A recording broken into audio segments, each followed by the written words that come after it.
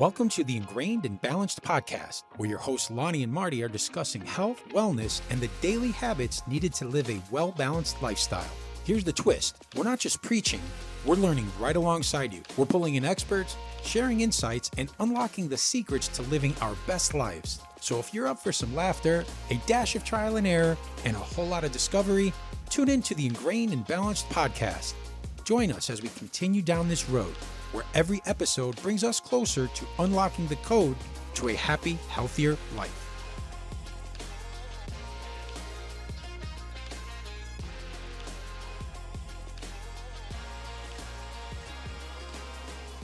Marty, what's up, my man? How are you this morning? I'm great. I'm looking forward to this. Yeah, no, listen, I know we've been working the last couple of weeks on kind of recapping this first season and really discussing on what motivates us, what we've learned, the takeaways, what we've actually implemented into our daily lives. If you remember, one of the reasons why I asked you to do this with me is because how different we are in our approaches, right? And it's funny because when I asked you to give me some of your thoughts and talking points from this first season, you came at me with stuff that was completely different than mine, which is exactly the purpose why we do this together, right? Yeah. No, I enjoyed the process of going back because there were a couple of interviews that I almost kind of took for granted or like I knew that they were there, but when you go through it, it's like, wow, that there were a bunch of crazy experiences and there were a bunch of really cool moments in a lot of those interviews where they were sort of like, oh wow. And so going back and reflecting on those, I'm looking forward to sharing Yeah. that. Yeah. There's a lot of like eye-opening segments because I remember going through when I was trying to do some editing and there were some things that were said, which we're going to go over today, where I didn't realize, but both of us on screen, our eyes are like, boop, boop. So if you haven't seen the YouTube version, people, when you're listening to these recap videos, you got to go. We'll have the timestamps of all these talking points we're going to discuss today. So you could look at some of these reactions. Anyways, so we're going to jump into this. We're just going to talk about some of my favorite takeaways, some of Marty's. And again, in the show notes for the episode, we'll put the timestamps if you really want to go back and listen and watch it on the video as well, on the YouTube video portion of the talking points. Okay. So the first one was Alex Crockford. And just as a reminder, Alex Crockford is a trainer. He's an online trainer. I actually discovered him on YouTube during the pandemic. And I always say he was one of the, I should say, the very inspiring trainers that kind of got me through COVID. And what I mean was I never really worked out from home. I did some stretching at home, but I really didn't have a lot of knowledge on how to use my own body weight for exercises, right? So he has got some really good content on his YouTube page. He does a great job on social media promoting all of his content. But my biggest takeaway from our conversation with, I don't know if you remember this, but if you're down and you need to address your mindset, right? On how, like, if you're not, I'm tired, I really don't feel like working out today, or I've got a big meeting, or there's some anxiety you're dealing with, or whatever, is building a mental bank, like some backup little trigger points in your mind to help you overcome these negative thought points that keep you from taking that step to either go to the gym or make a healthier meal or do whatever it is. I'm going to let you guys listen now as we really get into his mental approach on how to put these healthy habits as backup, if you will, to stay motivated. Okay, so check this out. And sometimes you've got to have those habits as the backup, because if people's backup are something more unhealthy or that doesn't motivate them, then that creates the negative spiral. But if you do the work, the repetitions, the weeks, the months, the years of knowing that, oh wait, my backup is some self-care, some hydration, some early nights in bed, some meditation, some walking out in nature. If they're the habits that you fall back on, then you know you're going to find your way back again. So that's where you've got to have that self-awareness and those habits in place that are easily to pick back up. Wasn't that great, man? I love it. I love it. And I have a bunch of go-to, I would say like 3 to 4 that I kind of alternate as those positive mental thoughts that help me because I get up earlier and earlier now. So sometimes I need that little extra, okay, boom. I changed my mindset just by thinking of something positive. So, but I know Marty, you took something away and you've been doing it consistently recently, right? With the cold showers. You want to talk a little bit about that?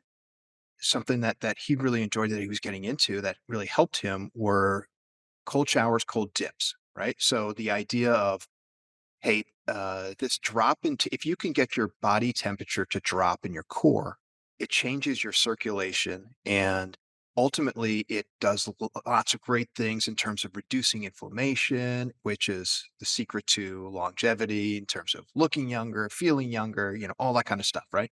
So, and I've known that this is a really positive thing for a number of years, right? But nobody, I don't like to take cold shower. Yeah, Like who does, that's right? yeah, I don't want to take cold shower. But I think of myself as a tough guy. So on one of the episodes, I think we'd asked a question, like and I basically said, yeah, I haven't built up the courage yet. I just started this new gym. They've got a cold dip tub. I haven't built up the courage yet. So, well, I actually went in the cold dip tub at this gym, and it's really cold. It's, this is a, sort of like a little bit of a higher end gym. And so they keep the water at a temperature where it's just above freezing, which is where a cold tip tub is supposed to be. A lot of people dump ice into it. They don't need to do that. They regulate it differently. And so when I went in that tub, the first, as I put my foot in or my leg in, I was like, okay, it's not that bad. I've been in it's like super cold, before. When I put my whole body in, I did note, like I noticed that I could feel a change in the circulation because blood is rushing to my core, right? And so my arms and my legs are getting really cold, Not bad. like really cold. Like I'm thinking, like, oh my, this is going to be like frostbite or something. Like this is painful. This is like And this how is not much time elapsed? like Those initial like I did not have a stopwatch, but this realization of, oh my gosh, like my arms and my legs, my extremities are getting really cold happened within, I'm going to say 20 seconds. Like it wow, doesn't, 20 it seconds. Yeah. doesn't take a long time. It really, 20 seconds is, if you count to 20 seconds, like it's a little bit longer than you think. Like, and I probably made it in there. I'm going to guess maybe 40 seconds total. Now, do you do a total dunk like underneath everything, your whole body, or is it just neck down? Neck down, Neck neck down. down. Yeah. So the whole body, neck down. And I think I put the back of my head in at one point, trying to, try to get as much power. I wasn't going to put my face in. And I realized, like, oh my God, like I thought I was a tough guy. I thought I could, like, no, no, no. So I'm now going through the process. I did some research, like how to do a cold tip. Right. You want What to do it right. everybody says. Do something unhealthy. I'm sure, it's Well, not good no, either. it's not that it's unhealthy. It's just like mentally, you have to prepare yourself. It's almost, I mean, unhealthy in a sense of if you stay in there too long, or if you went a complete dunk under, is that bad for you? Right. yeah. It's But I yeah. did research, and it's not unhealthy. You can stay in there, but your mind is telling you this is bad. It's sending all those signals, danger, danger, danger, right? And it's getting really loud. So you're like, I'm going to get out. That's what pain is, right? That pain notice is a danger signal. So that's what I was hearing. And this is basically saying, hey, look, you got to get used to being uncomfortable. You have to understand, you have to be able to tell yourself, hey, this is not dangerous. I could do this. I've done this before. So you got to do cold showers first. So I'm in that process now of respecting the endeavor a little bit more, doing the cold showers. And so yeah, I can thank Alex Crockford for this process. All right, for our listeners, take a listen now and see what Alex had to say that motivated Marty enough to give this a shot. I'm not there yet. Every now and then on a 90-degree day after some beach volleyball, I'll take a cold shower. But other than that, I'm not there yet, but I admire you for it. So, all right, guys, take a listen. If you want more information, we're going to have a link to the benefits of taking cold showers in the show notes. So, all right, take a listen. Here we go. Cold water therapy has a lot of great science thrown in there, a lot of Yeah, good yeah. stuff. But I want to talk mainly on the mental side of doing it, and I'm not always good at doing it. Usually, the time where I give myself an excuse like it's really cold, outside, or I don't have time to do it today, are usually the days that I have that perspective and self-awareness, being like, what voice is saying that? The wrong voice. This is the time to do it if you're making up an excuse. Because if you do what's challenging there and you fight that battle and beat yourself, make a great decision there, which lasts just 1 minute, I feel like it strengthens the decisions I have to make for the rest of the day. I've done something difficult already. And it's a great feeling when it's over as well. And trying to get away from that instant gratification that I personally can easily fall into with the world of social media and ordering food very quickly and all of this. When something is easy up front, it's usually bad for you in the long term. And when something is hard up front, it's usually good in the long run. Usually, not all the time, but I find that with exercise and cold showers and healthy food. All right, maybe I'll take a cold shower and see, or start taking cold showers, baby steps, man. And then I'll take the plunge maybe in a couple of weeks or so. But it's funny, that leads us into our next segment. Again, Alex was about creating positive mind thoughts as it relates to habits. Now, our guest on episode 4, Jeanine Grayson, who is a life coach, her approach is kind of different depending on obviously where you're at as a client of hers. But I really like the takeaway from my interview with her was, how do you stop negative habits, getting off a hamster wheel, as she calls it? If you're constantly practicing bad habits and you don't even know it, how do you identify them and advice on how to address them to change it and get into a positive mindset? So I think you guys are going to find this really interesting. So take a listen. Again, we'll have some links to more information with Jeanine Grayson in the show notes. Okay. So here we go. The hamster wheel mentality that I talk to my clients about a lot. When we think of a hamster wheel, we think of a hamster just running in circles, doing the same thing over day in and day out. And sometimes the hamster will pick up speed and just run faster, but essentially the hamster is just running the same route, maybe slower, maybe faster, running the same route. I always like to say, when we want to implement change in our life, we have to get off the hamster wheel in the sense of our mindset and our willingness to try things a different way. So it's not always about, gosh, I didn't do that again today, I'm just going to try harder tomorrow. It's not always about trying harder. If something isn't happening, we have to ask ourselves, why is it not happening? Do I need to, shrink the practice, make it a shorter time spent? Do I need to try to do it first thing in the morning as opposed to saving it until after work?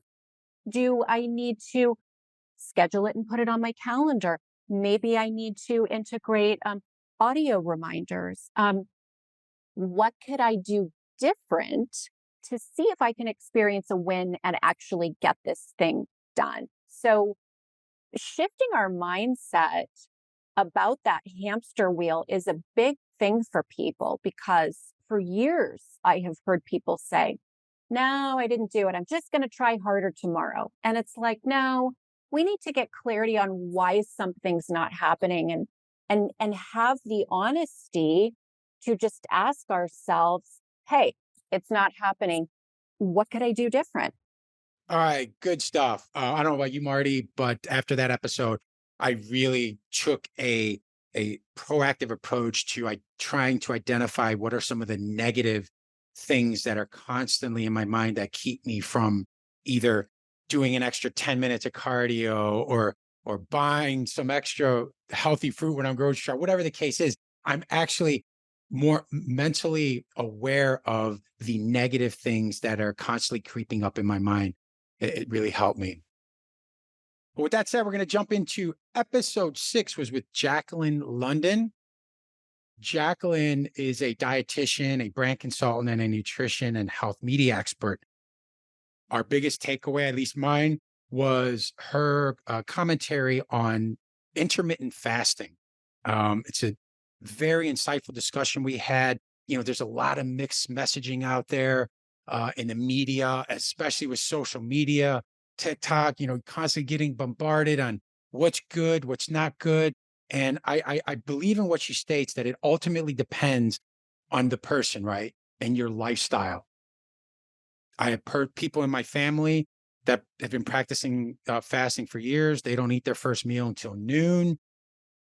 I practice it somewhat. I have my last meal by 6, and I don't eat again until after I work out the next day, which is about 7 a.m., 8 a.m. So if you want to consider that fasting, I don't know, but I try not to eat late at night. If you listen to our show, we ask everybody when is their last meal, and I'm really surprised at some of the answers. Yeah, Right? they're very, very diverse. The Yeah. habits. You would think that, oh, well, these are all very healthy people. These are all very, wellness minded people. They're going to have very similar, sort of nighttime habits. I mean, there were a lot of people talked about, shutting off electronic devices early. I think that I don't think anybody said, yeah, the last thing I love to do before I go to bed is play Fortnite. Right. So that wasn't, that wasn't, like that wasn't the answer we heard from you. But other than that, very, very different answers. Yeah, and if do you remember she actually said, I think she has something sweet, like Yeah. yeah, right? We were Yeah. both just our Yeah. eyes just blew up, but Yeah, so again I think that's the most surprising. Like we had our eyes blow up a bunch of times with what people said they did before they go to sleep, yeah, right? yeah, right.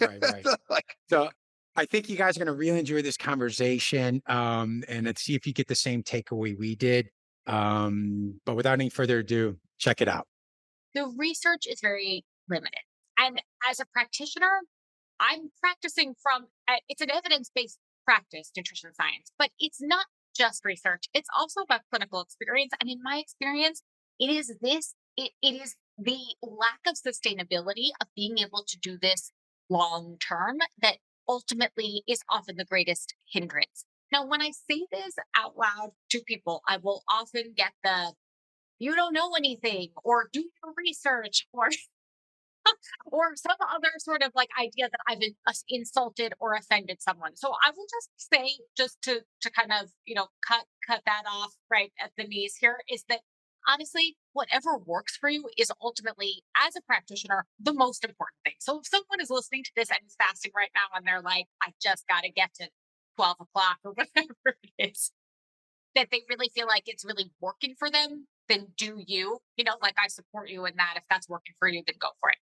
All right. So hopefully, if you're interested in intermittent fasting, you're going to do some research on your own because, again, everybody's body's different. Your lifestyle habits are different. So do what works for you. But that's going to lead us into our next segment because Marty and I were both kind of blown away. It's actually episode number 11 with Ray Austin, who happens to be a retired NFL football player, played for several NFL football teams. He's now in his mid 40s. So we talk about what has changed in his exercise routine as he's gotten older. What are his eating habits? And you're going to be blown away by what he had to say. He doesn't even, Marty, he doesn't even have his first meal until 2 p.m. And then I think his last one's at 7 p.m. So between 2 and 7, he's cramming. I don't think we got into how many calories, but do you remember? How did you yeah, take away from that? yeah. No, I mean, I thought that was one of my favorite episodes because number one, I mean, he's just a dude, right? I mean, like that guy is a great dude. So I don't want to blow the lead here, but I mean, what his habits are before he goes to bed.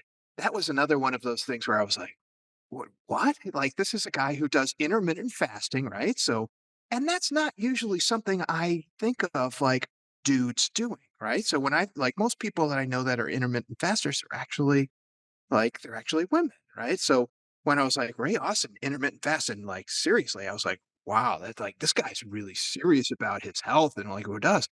And then when he talks about like what he does before bed, I was like, okay, I didn't expect that. Yeah, right. Yeah, and I think he I don't remember what alcohol, but he has a drink. He has a Yeah, glass of that's exactly right. wine. that's part of his routine. That's part of his unwind, right? So Unwind, yeah, he decompresses. Yeah. he understands the way he is, right? He's a high energy guy. So, when he's up during the day, he is moving. He talks about, like, he's taking lots of calls during the day. And again, through COVID had positive impacts on lots of people. He built a gym in his basement in COVID. And then when he does his interviews or his phone calls, he will get up on the treadmill throughout the day to do that, right? So he's running, he's active, he's doing all kinds of stuff. He's riding his bike around at night. Yeah, he wants to chill out almost every night with a glass of wine. Like, that's in very few people's playbook of, like, oh, this is the healthiest thing. But you know what is so healthy about that for him is he's not in the perfectionism game, right? So he understands that, hey, I'm allowed to do this. This is important to me. I enjoy this. I do all of this other stuff so well at such a high level and take care of myself. I will, grant myself this thing that gives me joy. And by the way, like, one glass of wine every night, not going to kill you. If you have two every once in a while, probably not the end of the world. If you have two every night, that's not good. It's like, yeah, Yeah, right. so you start getting into that Yeah. levels. But for what he's doing, like, he's fine. Like, that works. And that lack of perfectionism, that being okay with himself, granting himself that was huge to me.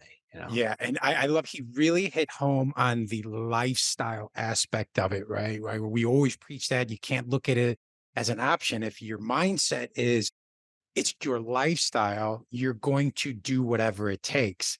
Hence the gym in the basement during COVID. If he's only got 40 minutes available and that a meeting pops up, he's on his treadmill doing a Zoom call on his treadmill. I love that. I haven't done that yet, but that's serious commitment, right? It's like not an option. You do it, it's part of your everyday life. So, all right, guys. Well, again, we're going to have links in the show notes, but we got a little clip here to show you some of our favorite parts of that conversation. So check it out.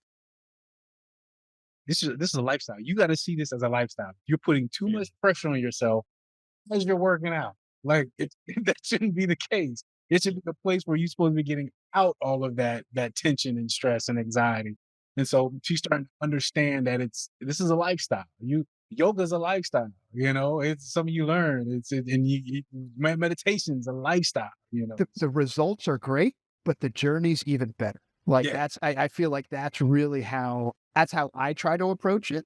Finish with the day. How does your evening routine work? I know you stop eating early. Do you meditate in the evening as well? What does your screen time look like? How do you make sure you get a good night's sleep? I wake up ready to grind. I'm the definition of play hard, work hard, play hard.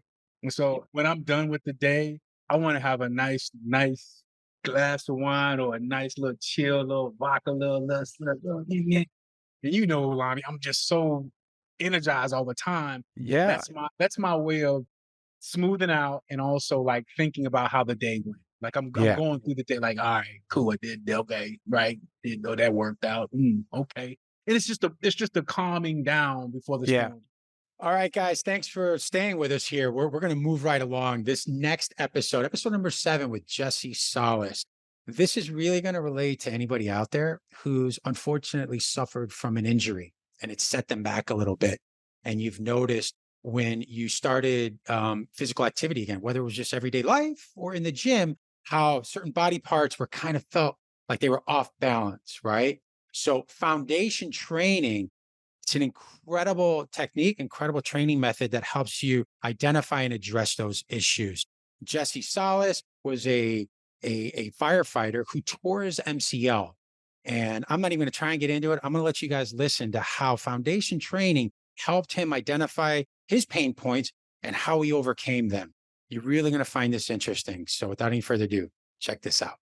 When I tore my MCL doing Brazilian Jiu-Jitsu, I realized I had some imbalances, found foundation training, and got involved. And it just blew my mind because here I am going, I need to target my knee, but really we're going to target your entire body. And Dr. Goodman, we had a relationship because he had gone to UCF. I was a fireman in Orlando. So we were able to reconnect, and he just said, come out and let me help you.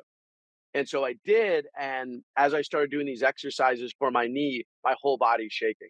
I'm feeling all these disconnects, and I just was mind blown. I came back in 2 months, took the whole course with him, and then I just kept going back. And fast forward, I started bringing into the fire service. We're seeing amazing results for other firefighters that had been dealing with a lot of low back things. It's very, very common in the fire service. And so I started kind of picking up this traction, got more involved with the company, and then they had asked me to come out to do a first responder initiative.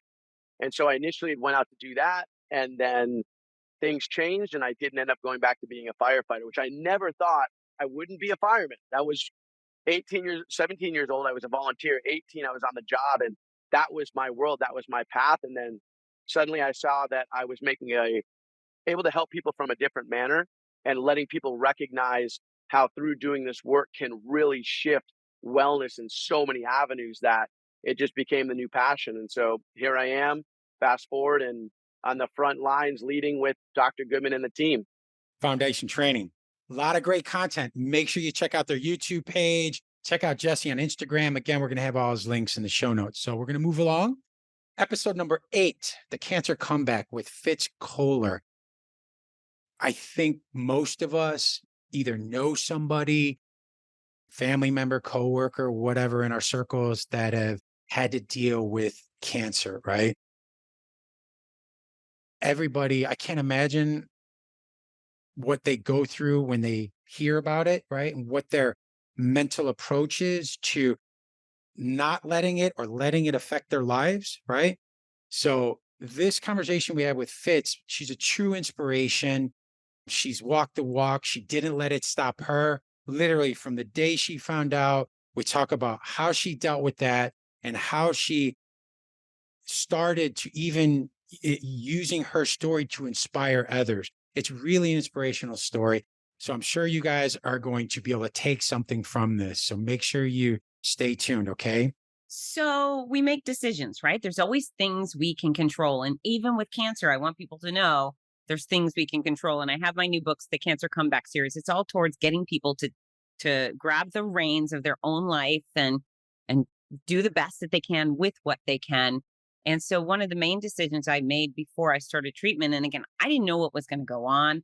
I had no idea how sick I was going to be. And I basically looked like I had, or I felt like I had either a violent stomach bug or food poisoning every single day for 15 months. So go function with that type thing. But I decided I wasn't going to let cancer take special time from me and my kids who were teenagers. And if they had a show, a sport, a ceremony, I was going to be there no matter what.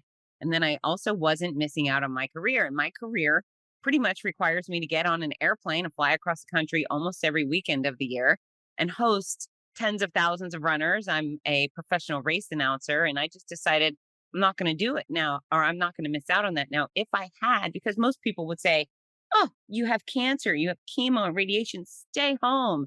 Now the mentality is hide out, wear a mask, isolate. And instead, I just said, no, I'm not going to do those things. And if I had stayed home, Fitzness would have fizzled out, right? People would have forgotten me. I would have been replaced in every capacity, and I'd probably be scraping by right now. But because I took my bald head and sick body on the road, and I had miraculous experiences, I would sleep on the hotel bathroom floor to stop the earth from spinning type thing. And then I dragged myself up at 4:30 in the morning when my alarm went off, and I would get over to the finish line. And the second I stood on my stages, absolutely everything that was wrong with me disappeared. I got to be full force Fitz Koehler again for as long as I had an athlete out on the course. And so, clearly my job is unique, and there's a lot of adrenaline and the dopamine and the excitement and so forth. But if you love what you do, if you love taking care of animals, or you love painting houses or mowing lawns, whatever it is, it really will have a dramatic effect on your on your mind, and allow you to take the focus off the things that are wrong with you and put them on the good stuff. And hopefully people don't need to have cancer to harness that joy and those experiences. Wow. Again, my biggest takeaway with that, just truly inspiration. Don't let anything stop you. Where there's a will, there's a way. Find your will, what you need to do to keep going, right? So that's the best takeaway from that episode. All right, next, episode number 9, Uncle's Movement.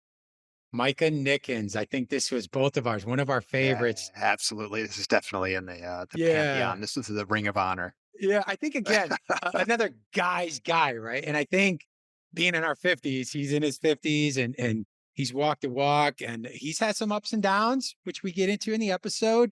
But his mantra is age is just a number, right? Don't let age stop you.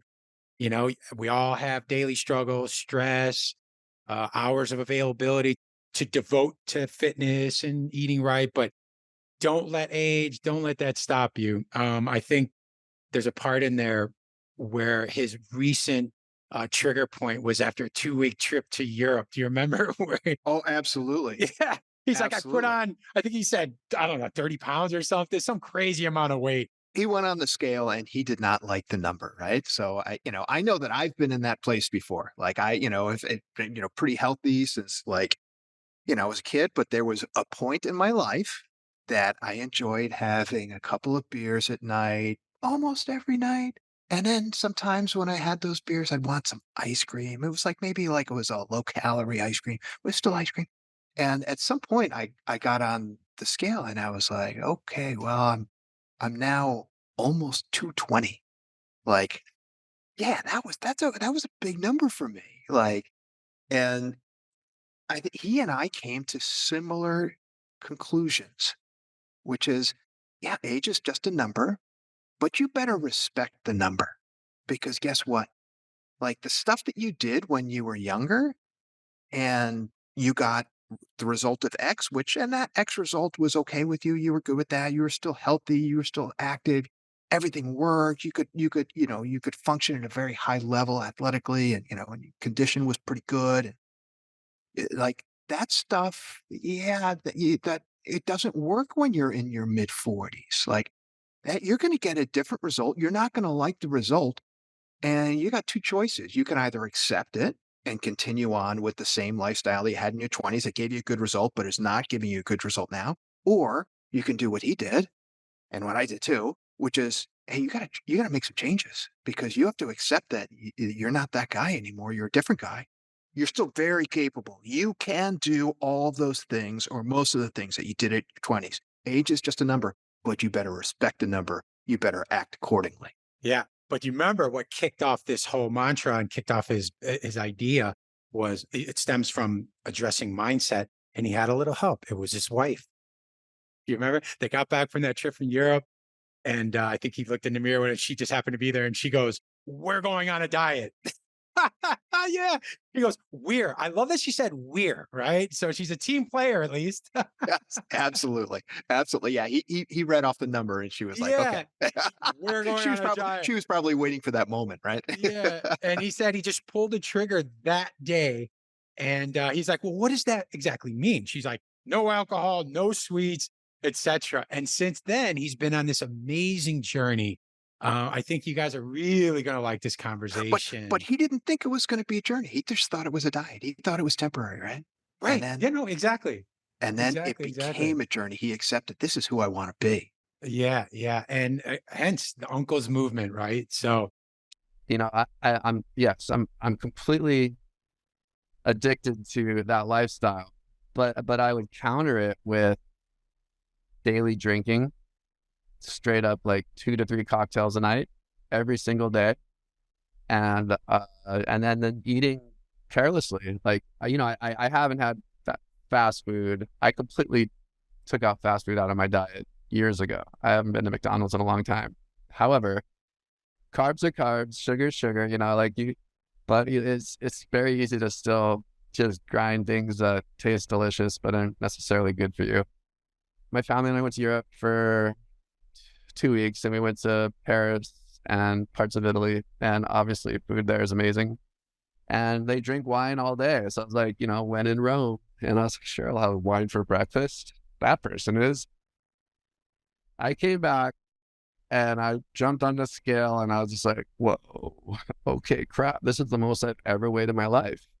And it was like one of those, like, okay, I cannot get used to this because then this is going to be my new weight. And then 2 years from now, I'm going to jump up another 10 pounds. So kind of out of the blue, yes, I made mention to my wife, like, holy smokes, I weigh this much right now. I was like 205.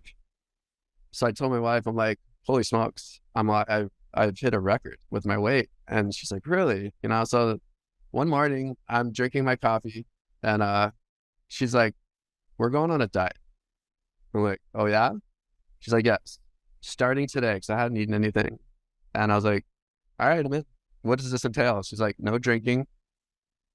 Staring at her like, really? She's like, no carbs. And, you know, you're going to hit the brakes on sugar. We're going to hit the brakes on sugar. I was like, all right, I'm in. I need to lose this weight. I needed that little kick in the ass. Let's do this.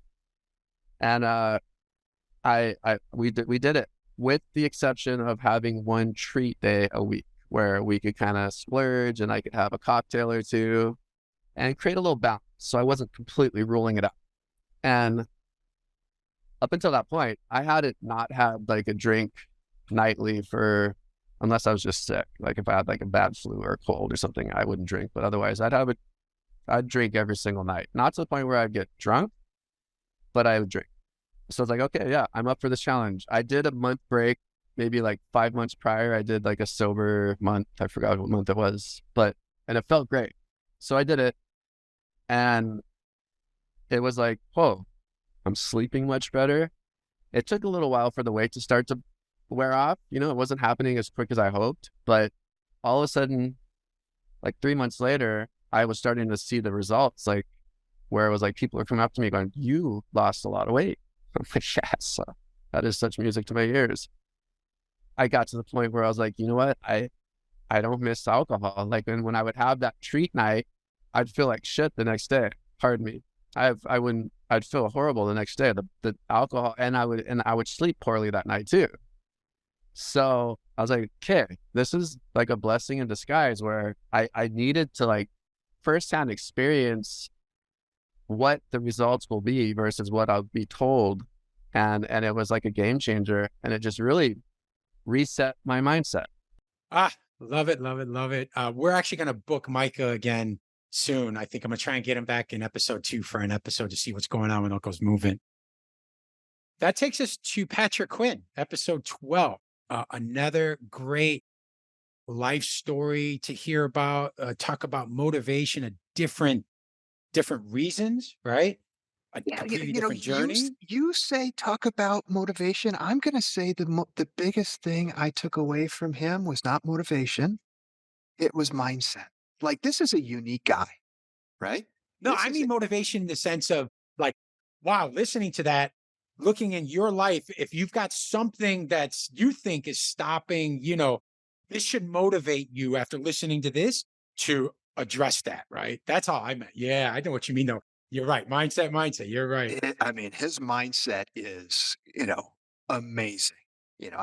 He's like one of those guys who runs into the fire, right? I mean, he's not a fireman. Sure. It's not, but he runs into, I mean, that dude ran into so much disappointment. He set himself up for so much disappointment time after time after time. And he took it, and he just went on and went for the next. He didn't stop aiming super high. He didn't stop doing, going for low probability rewards. To him, he had an amazing journey filled with tons of disappointment, like brutal, painful disappointment that he just brushed off. Yeah. I mean, and it was ups and downs, right? He had a bunch of downs. The dude had a bunch of downs. Well, he had some ups earlier in life. So, I mean, he was on the U.S. speed skating team. Well, he played hockey in college, he played hockey in college, but he wasn't good enough to make it, to the top level or to the NHL, right? So he went on the speed skating team. I don't know that's, So then he decides, oh well, I'm going to go on the speed skating team. So what does he learn on the speed skating team? He learns that he's not a good enough speed skater to get the Olympics. He almost, he did everything. He gave everything. He's almost, just like hockey, he's almost, but he didn't. So again, huge disappointment. So what does he do then? Luge team. He decides at like the age of 30 or whatever. But he made the U.S. national luge team, a national championship. I mean, crazy. And he did all this before he became a businessman, right? And then life happens. You start a family.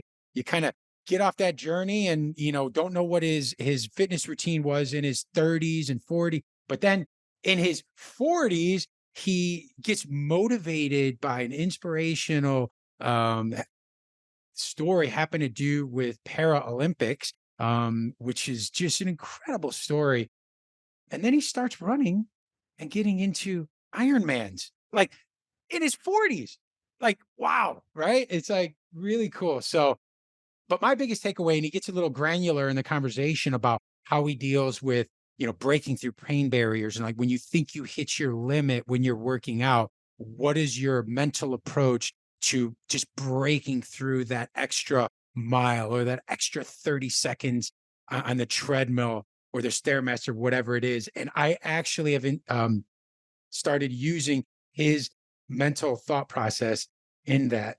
So to learn all about it, you're only going to learn by listening to this incredible conversation. So if you want to learn more about Patrick, we're going to have links in the show notes as well. So, but take a listen and hopefully you could take away the same inspiration we did. Here you go. We were talking about habits and likely a habit that I have pulled out of that. And I have this conversation with a lot of my athletes when they go into speaking gigs and these sorts of things, that we've talked about how the time to dream is at night when you're like going to sleep, the day's over, the noise of day-to-day distractions have been turned down. And it's just you and your thoughts of, what do I want to do? And you can do whatever you want. That's the time to dream, right? But when the alarm goes off in the morning and you get out of bed, that's the time to execute, right? Now it's a time, what do I need to do today, right now, in this moment, this morning, to get one tiny step closer to where I ultimately want to be? And this is the same kind of thing that all these athletes do. They're not focused on 4 years from now. They're not focused on this winter or whenever they're competing. They're focused on the workout I got to do today, not even this afternoon, the one I got to do in the morning. Can I put that in? And it's interesting, right? Now my athletic days are behind me, but you asked me a habit. One of the things that I actually do, I try to do it at least twice a week, but I definitely do it once a week, is I do a workout on a bicycle, stationary bike, where I will ride pretty much as hard as I can for a minute and then rest for 30 seconds. And I try to do that hard, 1 minute, rest for 30 seconds. And the goal is to make it to 30 minutes of doing that. And then the next time, start over, but turn the wattage up. So it's continually getting harder. And the only thing I'm trying to do, and I have some good days and bad days when I'm doing this, the only thing I'm trying to do is get through the one I'm in right now, the one repetition I'm in right now. Can I get through the next 37 seconds, the next 21 seconds, the next 8 seconds before I get that 30-second bite of rest? That's the only thing I'm trying to focus on. Because if I think about, oh my God, I'm tired already, there's no way I'm getting through a half hour of this, forget it. The workout's gone before you've even started, right? And it's just this exercise of breaking down something hard into bite-sized pieces. Because can I get through another 17 seconds before my legs fall off? Yeah, I could do that.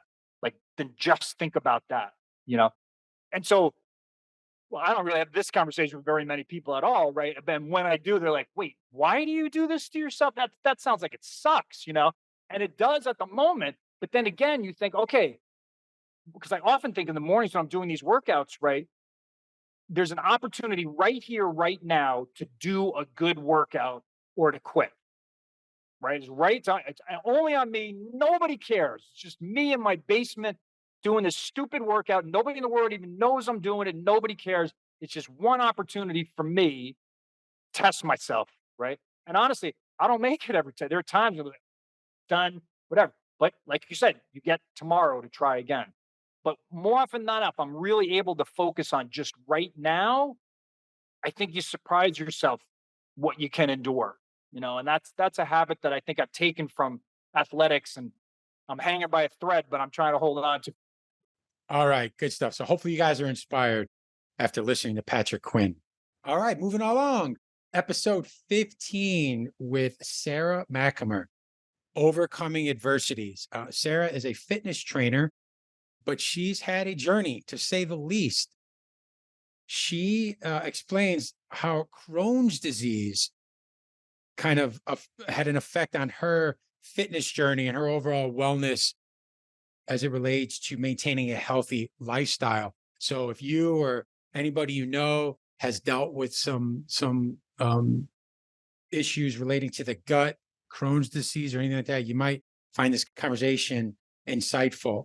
So my biggest takeaway from the conversation was kind of validation, because I remember years ago, and I don't remember what I went to the doctor for, but we started talking about diet, and it was an internist, and I was informed that to become a doctor, they don't even have to get certified in nutrition to get a medical license. And that just blew me away. And that really opened my eyes to, okay, I need to take it upon myself to do as much research as I can, because not only are we all different, right? And our metabolism and our, just overall health as it relates to genetics, how we eat is different. What's going to work for me is not going to work for Marty, right? Yeah, So and doctors tend to be, they tend to be really good at fixing things, right? So, hey, oh, well, let me fix this. Let me fix this. Well, part of health is like creating a system where your body fixes itself, right? So, in order for something to go wrong, like these systems, because your body has systems inside of it, like most of the time, it could fix itself if you have the right nutrition, if you have the right sleep, if you have all that stuff. And yeah, I mean, so health is our responsibility, right? It's not just the doctor. If you leave it to the doctor, you're in big trouble. yeah, and I had a talk with a good friend of mine as a doctor, and he goes, "You have to remember, in our system, it's reactive. It's not proactive, right?" And that just, whoa, right? They only do something if something they say it's broken, I'll fix it, right? They're reacting to, oh, well, I'm have this problem. They've been trained on how to fix it, right? And proactive is what we're talking about. Hey, let's create let's put you in a position where your body's own systems can heal itself, can recover, can, address these things before you have to go to the doctor. So you don't have to go to the doctor very often at all, right? So that's the best. Like, health is about, you don't have to go to the doctor, especially in our system that is reactive, if you don't have anything to go to the doctor about that. Right. You're just going through the motions, and then all of a sudden you wake up and you're in your early 40s when things really start slowing down, and you're like, damn, I wish I would have taken better care of myself. Now you're in reactive mode, right? And that ends up costing you more money. It costing, your lifestyle issues. You can't enjoy yourself with kids, with family members, yada, yada, yada. So yeah, again, I found it very interesting. I'm sure you will too. So take a listen. These doctors do not tell you anything about diet, anything about it's more like this. Maybe don't eat popcorn because it might get stuck, or cherries might not be a good idea. Stuff like that.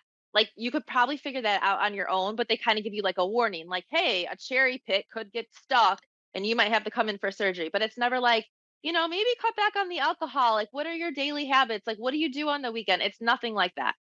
And it's really sad because my doctor, who was a resident at the time, is now the head of the department. And he is this like literally world renowned doctor.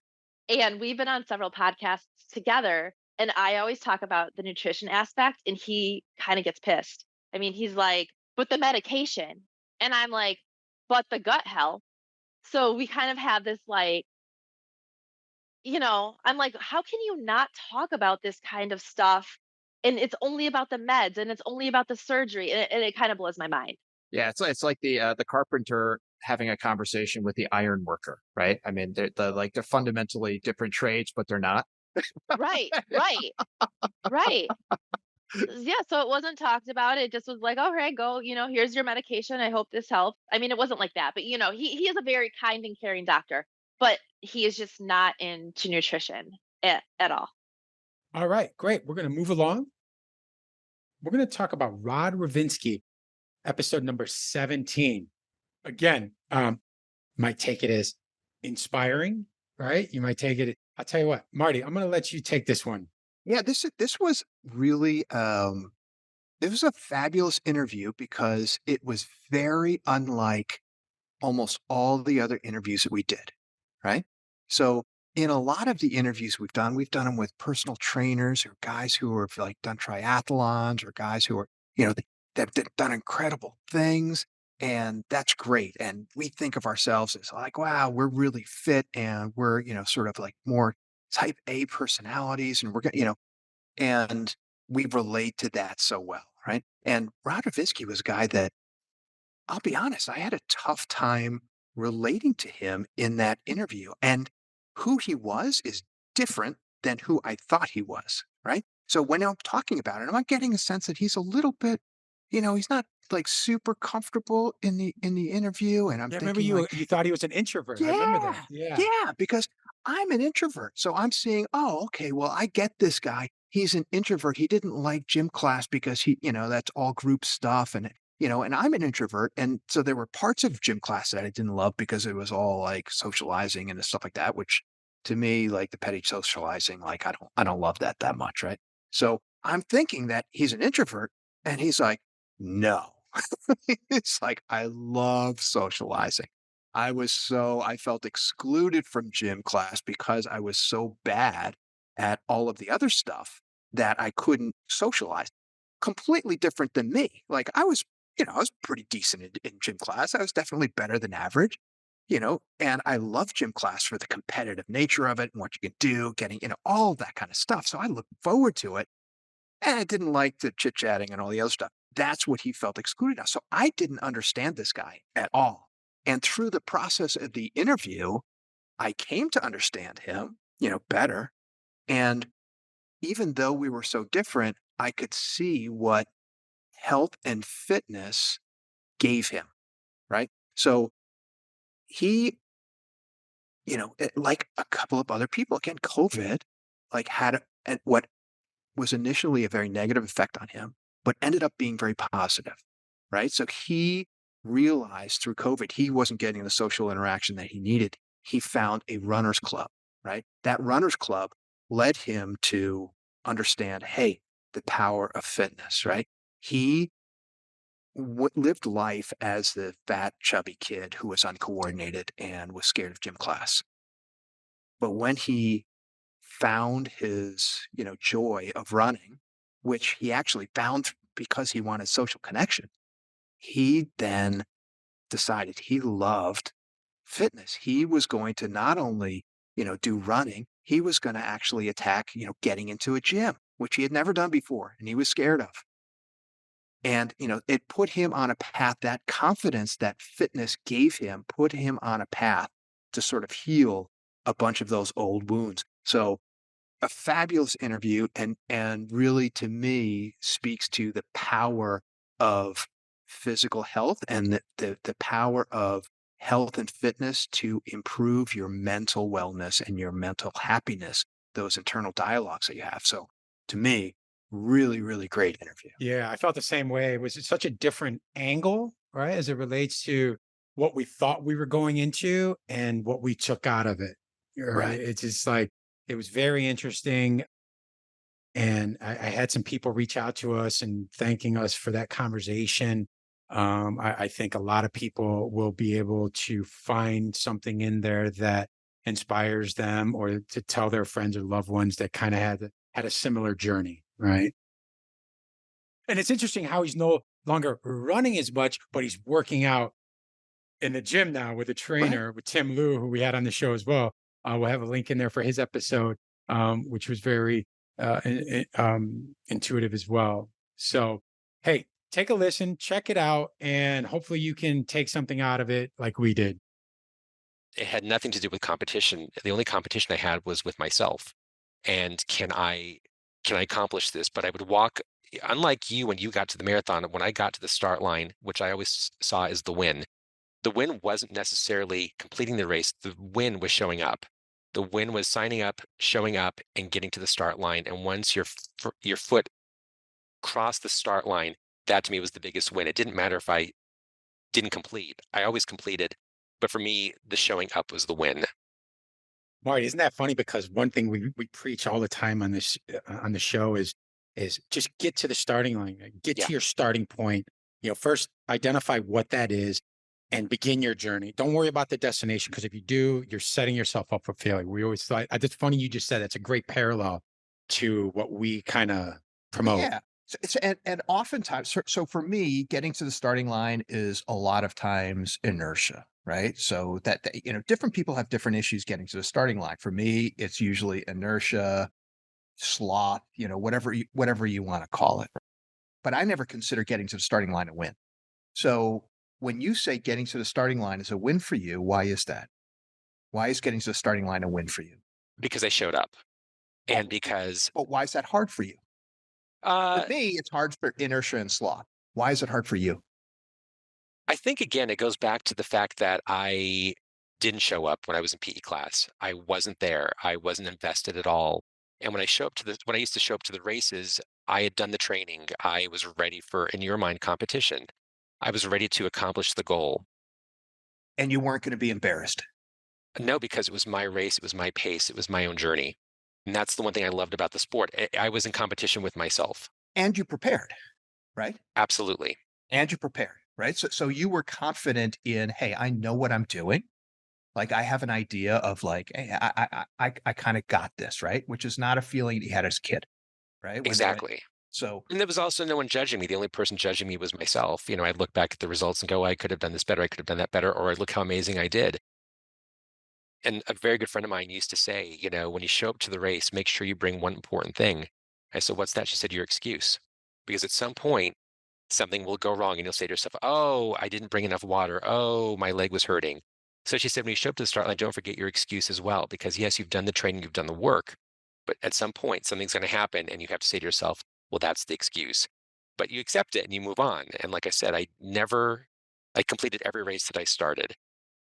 And that brings us to episode 18, the last interview of season 1, which was very interesting. It got a little scientific, but if you want more information on metabolic efficiency training, check out the link in the show notes below. But we have a great talk with Erik Marthaler, who is a fitness trainer. We discuss how certain methods can help you burn fat and optimize your physical fitness without going to your carb or protein storage, right? A lot of us, especially if you've been working out normally or doing your own research over the years, one year you want more carbs and less protein, and then the next year it's more protein, less carbs. Again, it all depends on where we're all at in our own journey, right? So, but this approach starts with a baseline test to find out where your metabolic rate is. And that ultimately determines, okay, how is your body burning stored fat at rest? That then determines what you need to intake, right? For your, food storages later. It's very interesting. Again, the takeaway is, wow, can I really burn fat when I'm not in the gym? That's what we found interesting. And I think you will as well. So I'm going to stop talking now so you can listen. Check it out. It's basically training your body to utilize fat storages as your main fuel source rather than going to your carb or protein storage, right?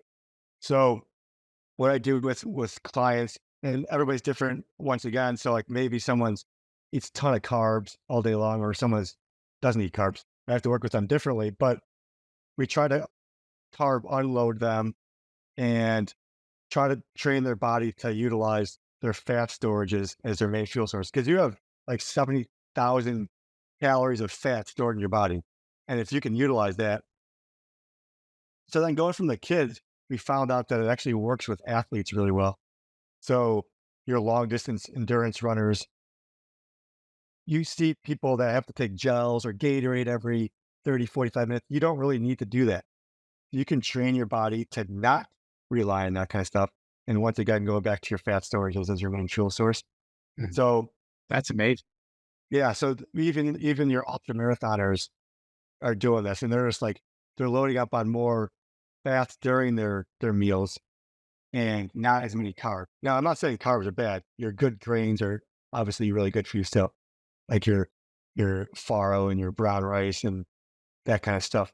But you may not have that in every single meal.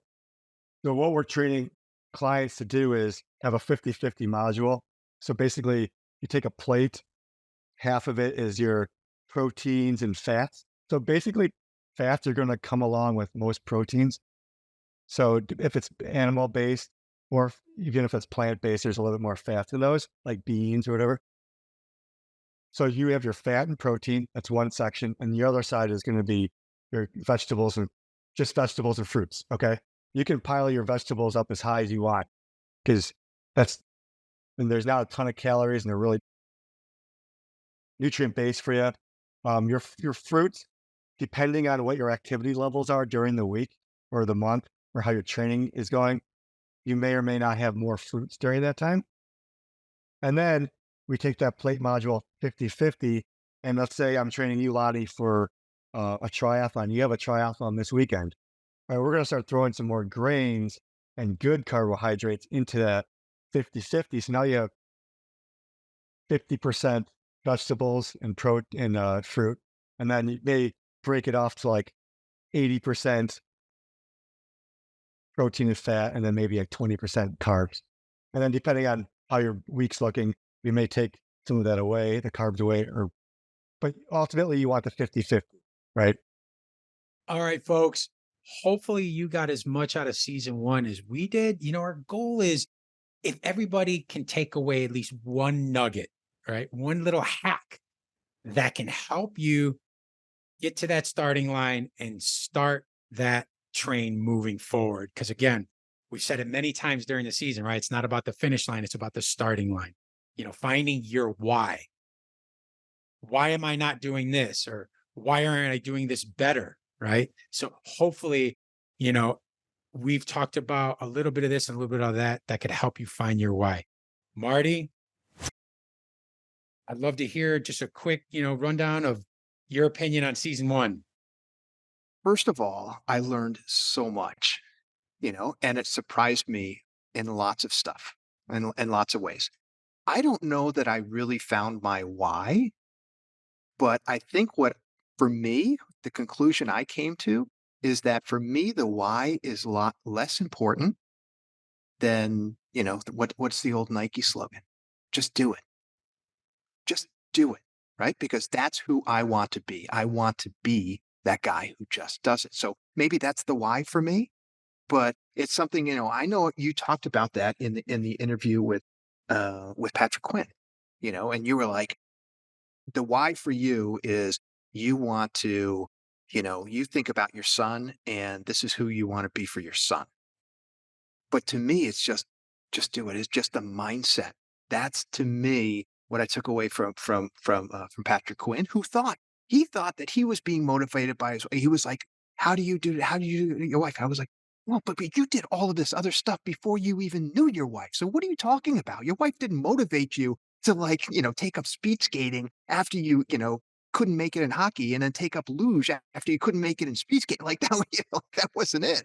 So it was his mindset. So finding a way to get to that right mindset that works for you, that gets you to do the right things, right? So that's sort of, what I take away. Yeah. No, that's great. That's why we're kind of a yin and yang of the Ingrained and Balanced podcast, because we approach everything in life just a little different. But at the end of the day, we have the same goal and the same intention, right? To live a well-balanced lifestyle. So folks, listen, hopefully you enjoyed season 1. We've got some great ideas for season 2. So just a reminder, guys, we're not just looking to talk with trainers or experts of a certain discipline or product or whatever. We're also looking for people that want to share an inspirational story. Anybody that's maybe faced some adversity and they got off track on living a healthy life, and then for whatever reason, they were able to get back on track. But what was their why? What was their trigger point? And if they have an inspirational story to tell, if you know somebody, a co-worker, family member, we'd love to hear from them. We'd love to have them on the show so we can spread the love and inspire others to kind of get back on track and live a healthier, well-balanced lifestyle. Because if we're all living better, healthier, happy lives, it's going to be a much better, productive society, right? So if you haven't done so yet, leave us a review, right? I'm assuming you subscribed by now. If you haven't, make sure you subscribe to the show. If you haven't watched the YouTube episodes, they're great. Please go to YouTube, subscribe on YouTube, follow us on Instagram, Twitter, Facebook, and most of all, send us a comment. If there's something, an issue, a topic, something in the media that you're kind of thinking is confusing and you want us to talk about on the show, we're open to suggestions as well. Just drop us a line, send me an email through the website, and we'll try to get back to you as soon as possible, okay? So keep posted and ready for season 2, episodes coming out in a couple weeks. All right, guys, take care, and thanks again for tuning in. Bye-bye.